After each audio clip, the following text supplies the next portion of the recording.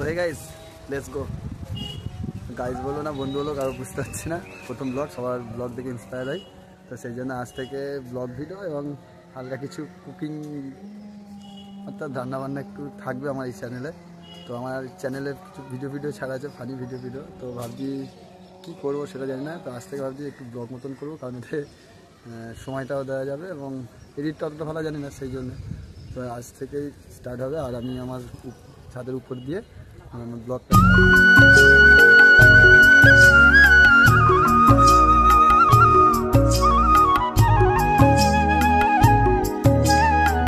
আর আমার ছাদে যে ফুল গাছের চারাগুলো রাখা হয়েছে সেগুলো দেখাবো। রোদ আর ঠান্ডা তো খুব ভালো লাগছে।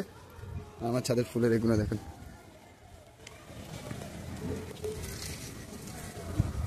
কিছুদিন হলো গাছটা লাগিয়েছি, খুব ভালোই লাগছে। তো নিচে যাওয়া যাক, আমি একটু কী রান্না করি আপনাদের দেখাবো। এখন নিয়ে যাচ্ছি জল, রান্না হবে। এখানে কড়াতে তেল দেওয়া গেছে আমার। এখানে আলু, পেঁয়াজ, লঙ্কা কাটা রেডি। এই আলু, পেঁয়াজ, লঙ্কা এবং টমেটো, আর এখানে ডিমগুলো ভাজা করে নেওয়া হয়েছে, রেডি আছে। তো এবার আমি রান্নাটা স্টার্ট করবো। প্রথমত দেবো পেঁয়াজ। একাই ফোন ধরছি, একাই করছি, তো একটু অসুবিধা হচ্ছে। প্রথমত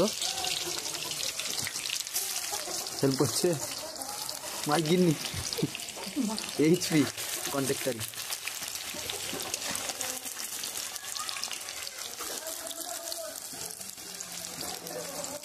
পেঁয়াজটা ভালো করে একটু কেটে নিতে হবে এবং তারপরে ভালো করে ভাজতেও হবে। ঝুড়ো ঝুড়ো পেঁয়াজ করলে খুব ভালো হয়।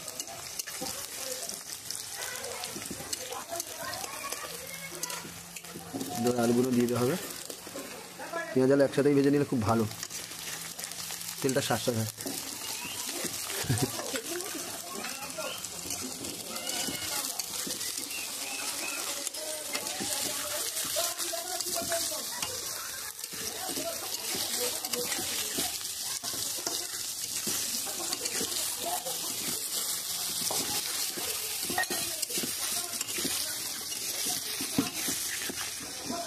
আদা রসুনের পেস্ট ছিল ওই কোটোর মধ্যে,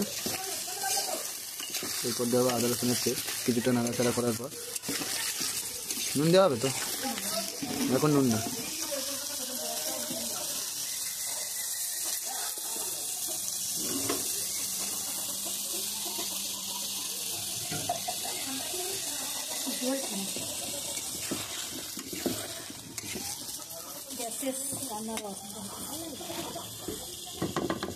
গ্যাসের চেয়ে কাঠের চালে ভালো।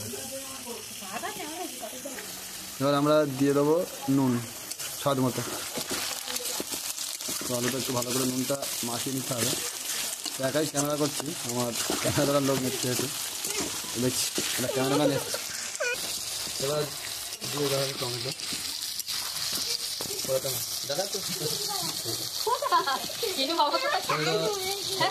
টমেটো ঠিক হয়ে যায়। কেন এরকম ভাবেই কর না, কেউ কাগজে এরকম তো সব করে মাঝে মাঝে। তো দিয়ে ক্যামেরা করাচ্ছিলাম, ঠিক করতে পারছিলাম। তো সেই তো টমেটো দিয়েছি, যে একটু ভালো করে করতে হবে। আমাদের একটা ছোট্ট দর্শক বন্ধু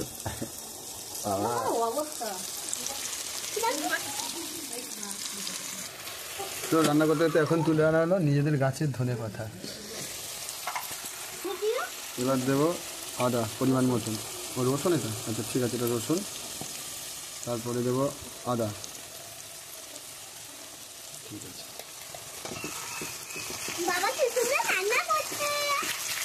তারপরে দেবো, এবার দেবো আমরা পরিমাণ মতন ঝালের গুঁড়া। লঙ্কাটা খুব ভালো। তারপরে দেবো হলুদ,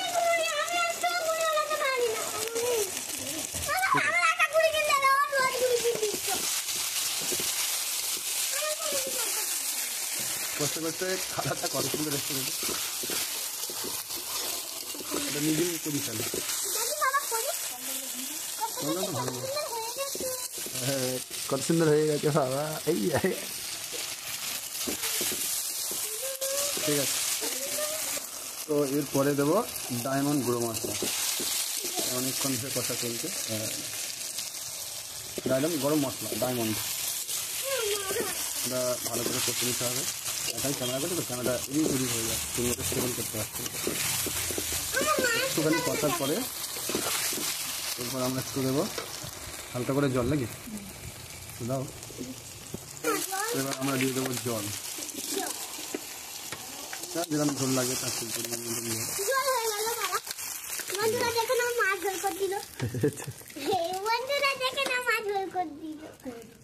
বাবা হলো অনেক দিনের ইচ্ছা ভিডিও বানাবে। এখন দিচ্ছি হালকা স্বাদ মতন কাঁচা লঙ্কা, যে যেরকম ঝাল খায় না। মেন গিন্নির হাতে চলে গেল, এতক্ষণ করছিলাম আমি, একটু ঠিক করে দিলাম কালারটা হেভি লাগে। আস্তে আস্তে কালারটা কেমন আসছে দেখুন, লাস্ট পর্যন্ত দেখি কি হয়। আমাদের তরকারিটা ফ্রাই হয়ে এসছে, এবার আমরা নামানোর কিছুক্ষণ আগে অল্প সময়ের মানে কী বলা হয় দিন, অল্প সময়ের মধ্যে আমরা অল্প সময়ের মধ্যেই করছি, তো সেহেতু মানে হয়ে এসছে প্রায়। এবার ডিমটা আমার ছেড়ে দেবো, এবার ডিমটা ছেড়ে দেবো।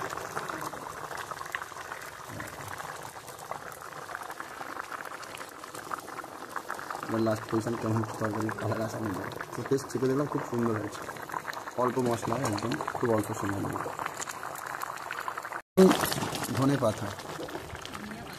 ধনিয়া পাতা প্রায় আমার হয়ে এসছে। ফাইনালি আমার ডিমের ঝোল রেডি, তো দেখুন